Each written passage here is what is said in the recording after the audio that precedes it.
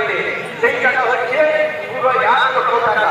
এই 3 লক্ষ টাকা এখানে জমা দেওয়া হলো আর কি।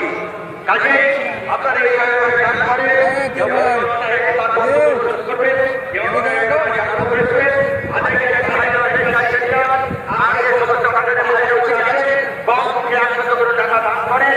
আর আপনারা যে কোম্পানি হন আমরা প্রস্তাব করেছি, সিদ্ধান্ত নিয়েছি এবং ইন্দিরাকে করতে পারি। আগামী দিনে আপনাদের মতামত নিয়ে আপনাদের দাঁড়িয়ে টাকা দিয়ে আবার আমরা শুরু করে দিব। আপনাদের টাকার হিসাব আমার কাছে মুখে তুলে নিই।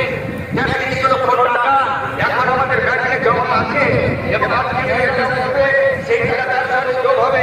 আগামী দিনে যে টাকা উঠবে তার সাথে যোগ হয়ে প্রায় 70,000 টাকা হবে। তখন হন এবং কাজ আরম্ভ করতে পারবো।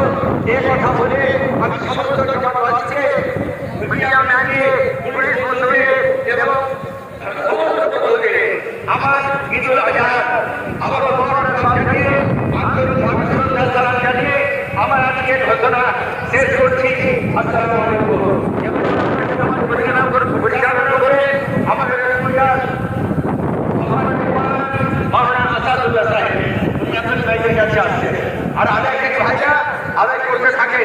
আর তিনি সমস্ত কাতারের ভাইরা বসে আছে, আপনারা টাকা দান করতে থাকেন ইনশাআল্লাহ। আসসালাম।